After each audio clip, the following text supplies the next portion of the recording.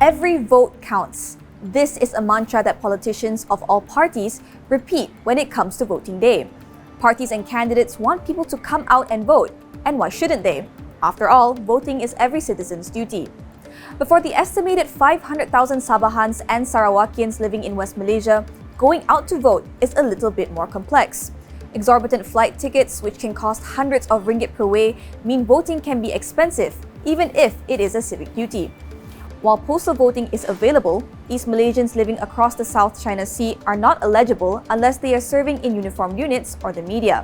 Many believe it is time to review the rules, especially ahead of the state elections in Sabah and Sarawak due in 2025 or earlier. Council of Professors fellow Jeniri Amir is among those who wants the Election Commission to consider enabling Sabahans and Sarawakians in West Malaysia to vote via post. It's very difficult for them to vote for GE and also state election in Sabah and Sarawak because of time constraint. They need to apply for leave, and more importantly is the cost involved. So to solve this problem is by allowing them to have these postal votes. But will allowing postal votes have a significant impact on the elections themselves? It wouldn't have very significant effect because after all, these people are scattered all over the place and also from various constituencies. So the number probably is not that really big. However, he says making postal voting available to East Malaysians in the peninsula will help achieve the objective of getting more people to exercise their right to vote.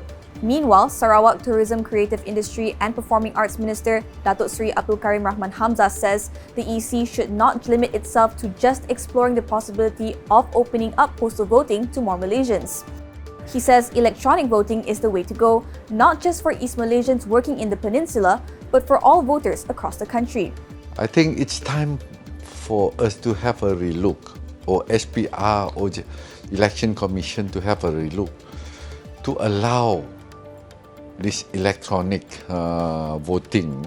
Have faith in it. I believe the system can be improvised to make it easy for those eligible. That would definitely create a lot of convenience for voters to be able to vote. We keep on reminding eligible voters, you must go out and vote, you must go out and vote. But we are not making attempt to improvise the system so that eligible voters are able to exercise their rights as citizens. To date, only Estonia has implemented an online voting system for its entire electorate, but several other countries are looking to do the same. On the home front, it may be too early to gauge the impact of allowing postal voting for East Malaysians. After all, politics is dynamic.